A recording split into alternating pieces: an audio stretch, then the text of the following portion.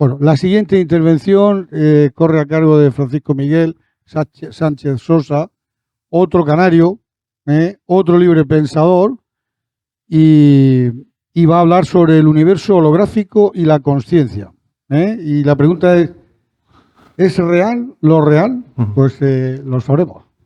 Claro. Buenos días, gracias a Melfio Virrey y a Fernando por esta invitación. Como bien dice Alfonso, soy canario, ingeniero en telecomunicaciones y por tanto tengo esa desviación de la ciencia, ¿no?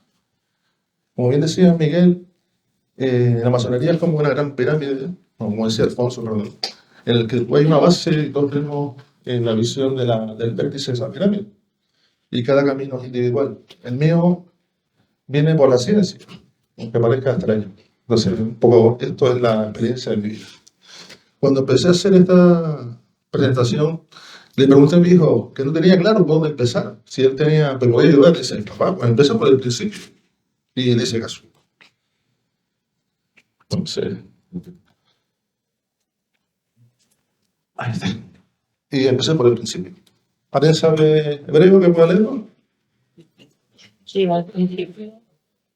Bereshit bara Elohim et ha'matzin et haaretz. Pero en principio, Dios creó los cielos.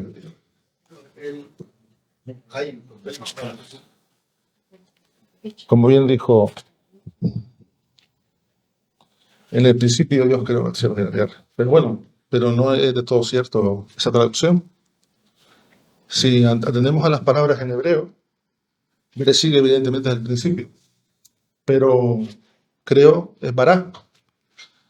Y bara solamente se utiliza cuando es Dios. Bara no se utiliza con un artesano. Un artesano no bara. Bara es Elohim. Y tampoco significa crear, como entendemos nosotros. Significa más bien diferenciar. Entonces, una traducción más correcta podría ser: en el principio Dios diferenció, separó, asignó roles incluso a los cielos y la tierra. Llegado a este punto me di cuenta de una cosa, que si empezaba por aquí, me haría falta una semana. Digo, bueno, puede ser que esta gente esté aquí aguantando una semana. Y se me ocurrió pensar, ¿dónde fue el momento de mi vida en el que empecé a dudar esta mente racional de la que me dotó Dios, de que la realidad fuera tan real y por tanto la ciencia fuera tan objetiva? Pues fue en el instituto, cuando pasé por Giger y empecé a dar una serie de conceptos de física que me desmantelaron lo que yo pensaba que era la realidad, ¿no? Y sobre todo esto que ven ahí. ¿Alguien sabe lo que es esto? ¿Lo has visto alguna vez? Bueno, parece que toda la realidad está compuesta de ondas de diferentes frecuencias, desde la frecuencia más pequeña a la mayor. Y por raro que parezca, lo que nosotros vemos es esa pequeña franja que pone visible. Pero el espectro es inmenso. Es tan inmenso que sentimos por la parte de infrarrojo el calor y por la parte de visible la luz. Un poquito más abajo, las ondas sonoras, como variaciones de presión de aire. Pero hay muchísimo más que ni siquiera apreciamos. Es decir, que el universo que vemos o que sentimos no debe de ser una parte muy pequeña de lo que realmente es el universo, o que puede ser el universo. Vamos, que nos está velando, ¿no? Hay algo que nos vela ese conocimiento del universo.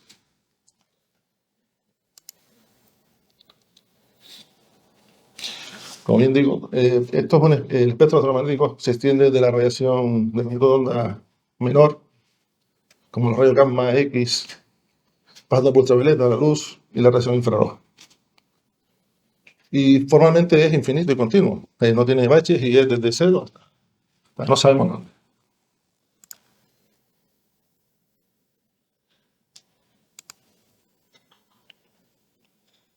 Bueno,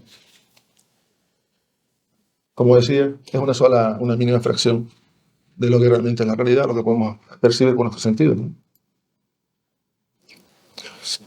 Hubo otro concepto que me rompió los esquemas y es este hecho. La famosa dualidad de una partícula, así que la luz, por un lado, es una onda, supuestamente, y otras veces es una partícula. Y yo decía, ¿cómo es posible que algo sea una onda? Y explicaré por qué. Y una partícula a la vez, algo muy extraño. Entonces, esto nace de un experimento en el que se usa, como dice ahí, un rayo láser que ilumina una placa perforada con dos rejillas paralelas, y esa luz pasa por ambas rejillas y se pone una placa fotográfica detrás y se observa lo que ocurre. Y ocurren dos cosas. Cuando ponemos una luz, le ponemos la placa metálica con dos rendijitas, en la placa fotográfica aparecen ese patrón de bandas, que son un fenómeno que se llama interferencia lineal, y que ese patrón de interferencia. Es decir, que se comporta como una onda. Es como si tuviéramos una piedra en un estanque, pusiéramos una barrera, abrimos dos agujeros en esa barrera y vemos que se generan dos ondas, que se interrelacionan entre sí y generan ese patrón. Pero hay una cosa curiosa, que es cuando ponemos en las rendijas un detector y soltamos la luz, el fotón pasa por una sola de las rendijas y produce un patrón de ese ámbito.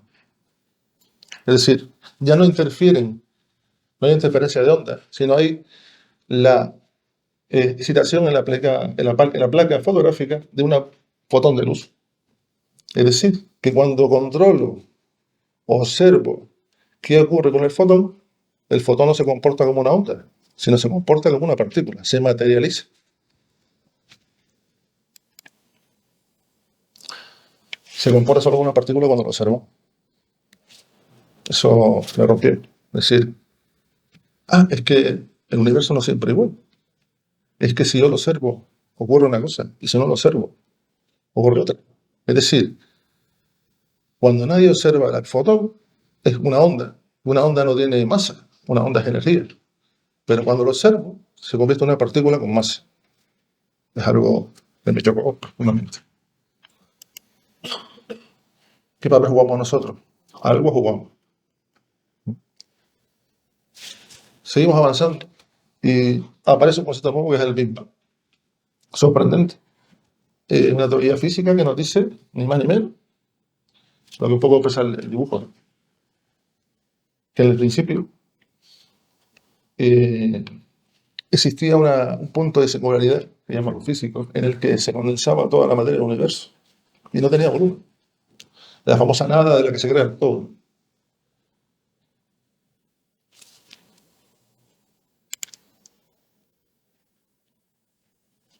Pero este Big Bang no fue una explosión.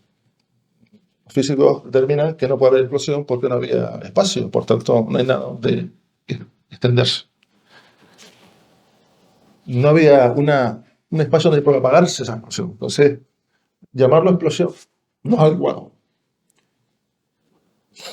Lo que hubo realmente es una diferenciación en el que ese punto singular se convirtió en 2, 4, en 6, y fue creando a la vez que se creaban ese espacio, esas ondas energéticas, y después esas partículas y esas galaxias a nivel de de aumento de diversificación.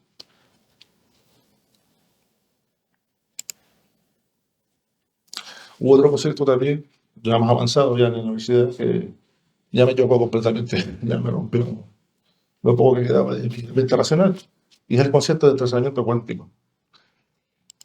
Voy a explicar un poquito lo que es, ¿no? Cuando los fotones dicen nace una fuente coherente, están entrelazados. En otras palabras, lo que le ocurra a uno de los fotones influiría de manera instantánea en el otro. Dado que esto es matemática, ¿no? Dado que sus distribuciones de probabilidades están ligadas con la dinámica este hecho parece burlar el sentido común y se ha comprobado experimentalmente. Es decir, que si tengo dos fotones que han nacido de una fuente coherente y están entrelazados, si yo tengo uno aquí y otro en el infinito, lo que le ocurre a este fotón le afecta de manera inmediata.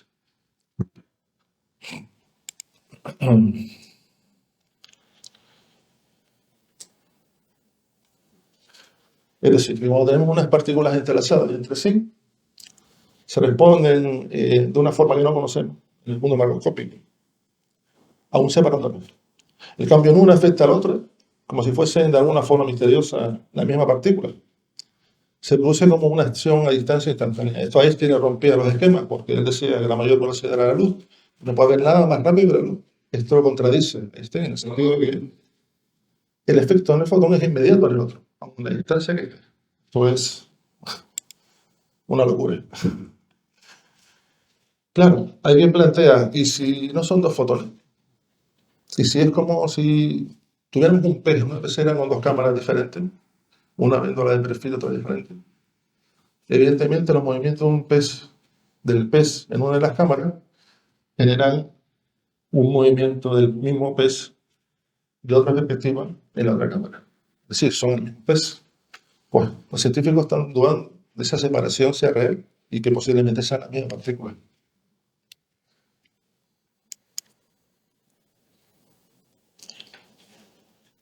Avanzando ya en 1995, aparece un científico, David Bohm, que nos dice que el universo puede ser una grafía.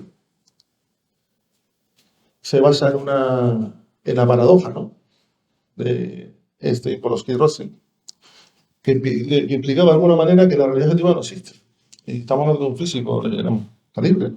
La realidad objetiva no existe.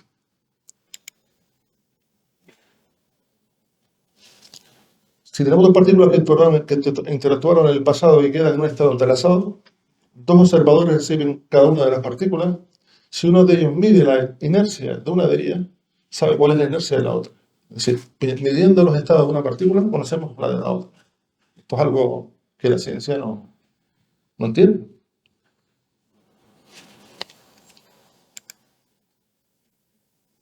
Y esta paradoja está en contradicción con la teoría de la relatividad de Einstein, porque se transmite información de forma instantánea entre esas dos partículas.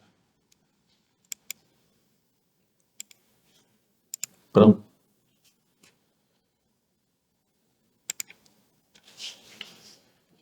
A pesar de su aparente solidez, el universo en realidad es un holograma, y el motivo por el cual las partículas subatómicas quedan en contacto independiente de la distancia que las separa reside eso, en el hecho de que la separación debe ser una ilusión.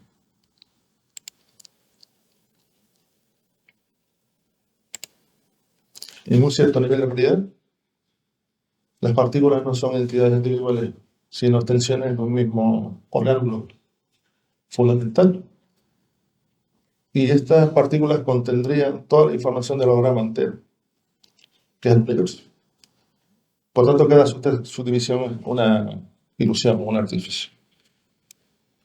Hemos hablado de hologramas, pero no he explicado lo que es un holograma. Un holograma es una superficie de dos dimensiones que tiene la capacidad de mostrar imágenes detalladas de objetos en tres dimensiones. No sé si has visto alguna vez un holograma. Yo tuve la suerte que en la universidad, en el departamento de óptica, nos hicieron la posibilidad de crear hologramas, ¿no? Y es curioso como una placa de cristal, cuando el holograma es grabado, si yo incido un láser, puedo ver, moviéndome simplemente de arriba a abajo, las tres dimensiones en un plano. Es más, si cortábamos ese holograma en dos, tenemos la misma información en los dos hologramas. La figura no se partía en dos, en la foto, sino estaba el 100% de la información de los dos. Si volvíamos a cortarlo, estaba la misma información de los cuatro trozos. Es algo que parece magia.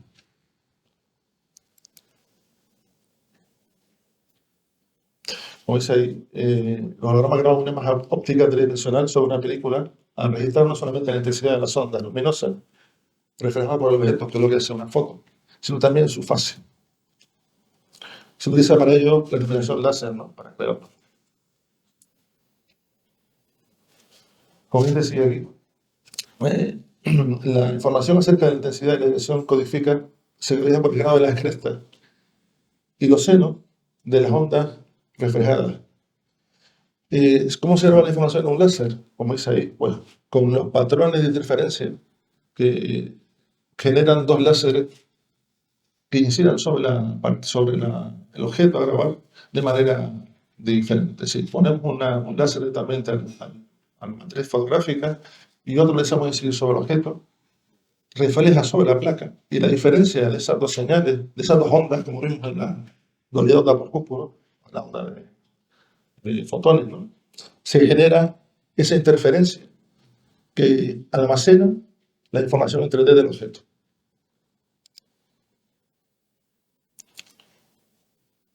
Y después llegué a pensar qué era yo, ¿no? ¿Qué era la conciencia?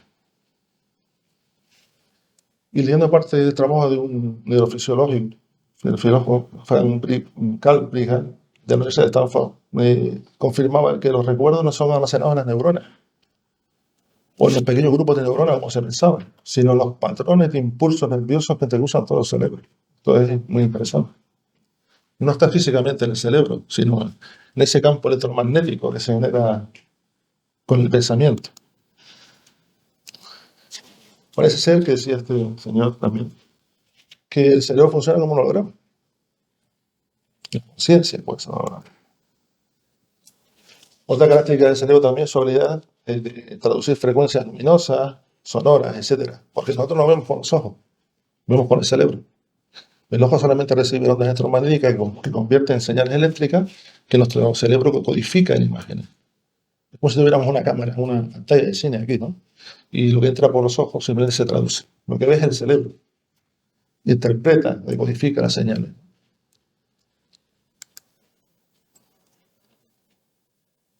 Y eso justamente es lo que se va a desarrollar, un holograma. Es un elemento de traducción que convierte frecuencias en imágenes, tal como hace el cerebro.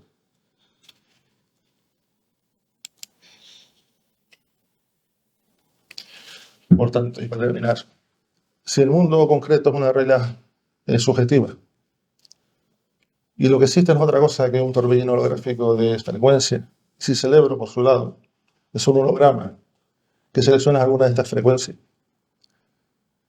y las transforma en esas percepciones sensoriales, ¿qué será la realidad objetiva entonces?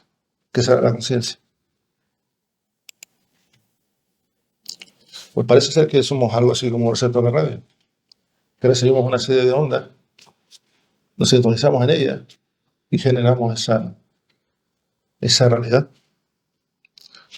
La conciencia tiene por sí misma, no hay nada en el universo que cree la conciencia, más bien es la conciencia la que crea el universo. No hay nada más, solamente conciencia.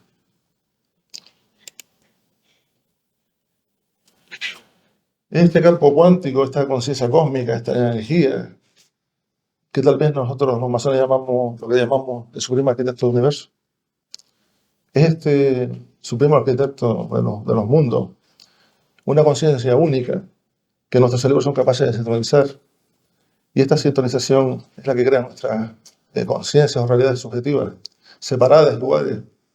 Nuestra conciencia es falsamente percibida como individuales.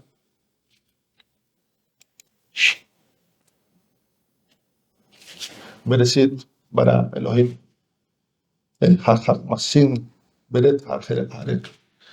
En el principio, Dios o dioses, según se interpreta Elohim, diversificó o diferenció los cielos de la tierra. Muchas gracias.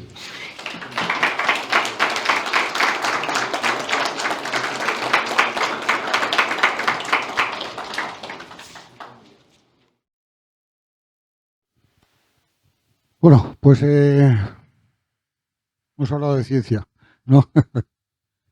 ¿Alguna intervención, algún comentario, sugerencia? ¿Sí me oyen? Sí. Este tema de hologramas en 3 dimensiones es un tema muy interesante. Yo escuché una vez una charla entre 2 americanos de alto cargo militares y este señor vio en realidad este holograma en 3 dimensiones y lo vio como real, se asustó. Y dice, no, es un holograma, nada más. Pero dice, con esto podemos creer al mundo que podemos hacer una invasión extraterrestre mediante hologramas. Quiere decir, ahí también puede ser un peligro para, bueno, intimidar o crear angustia entre la población mundial. Eso es una cosa. Otro tema que habla de si la memoria, ¿dónde está la memoria? También el cerebro y el corazón. Hay un neurólogo, creo que era canadiense, en 1991, descubrió que el corazón tiene un núcleo central que es como si fuera un cerebro independiente que comunica directamente con el cerebro y viceversa. Cuando han empezado a hacer mediciones, descubren que el campo electromagnético del corazón es el doble o triple de ancho que del cerebro. Que el hecho que este cerebro, donde está la memoria cerca del núcleo corazón, demuestra en varios casos de personas que han recibido un trasplante de corazón. Y resulta que ellos se sentían que tenían gustos diferentes, hasta uno de recuerdos diferentes, y en realidad era del fallecido.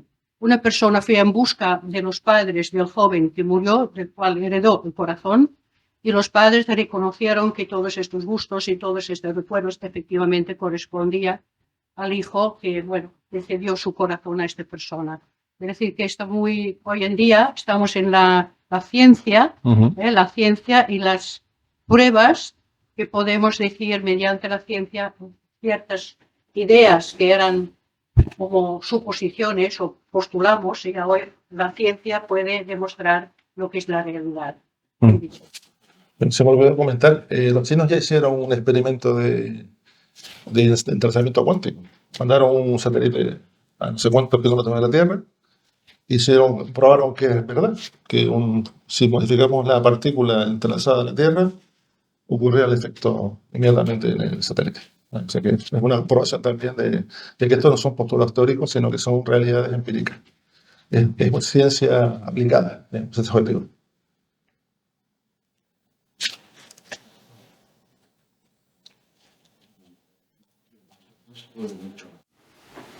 Bien, ¿alguna intervención más? ¿Algún comentario? Adelante.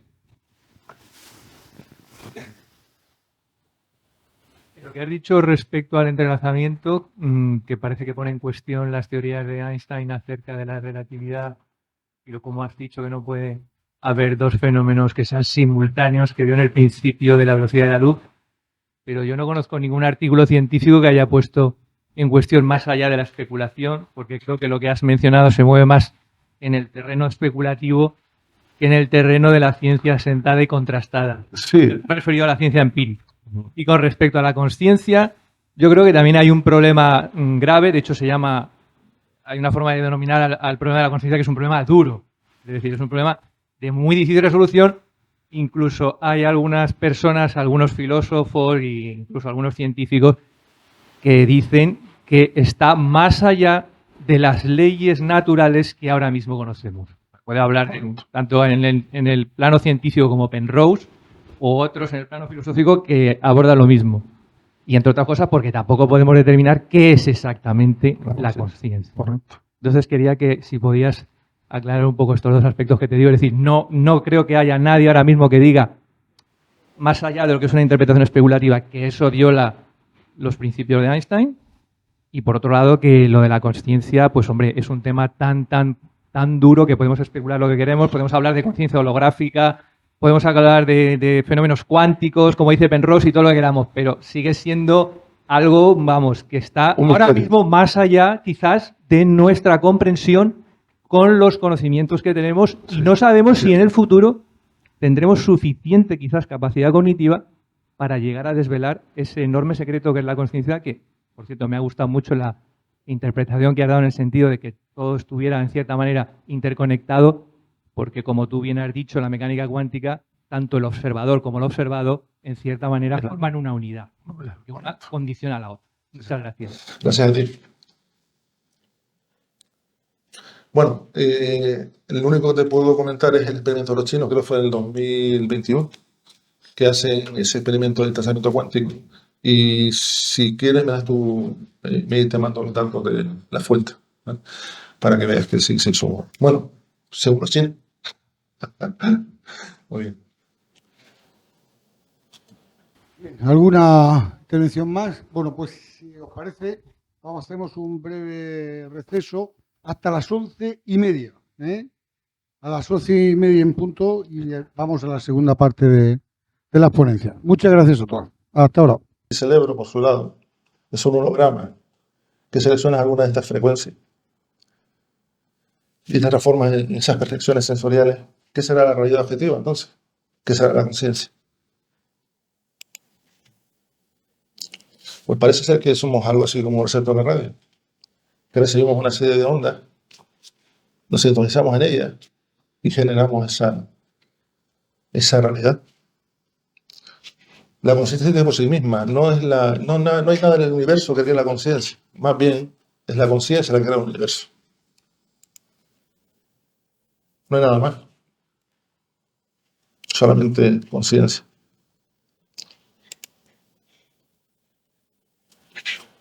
Este campo cuántico, esta conciencia cósmica, esta energía, que tal vez nosotros los masones llamamos, lo que llamamos el supremo arquitecto del universo, es este supremo arquitecto de los mundos, una conciencia única que nuestros cerebros son capaces de sintonizar, y esta sintonización es la que crea nuestras conciencias o realidades subjetivas, separadas, iguales. Nuestra conciencia es falsamente percibida como individuales.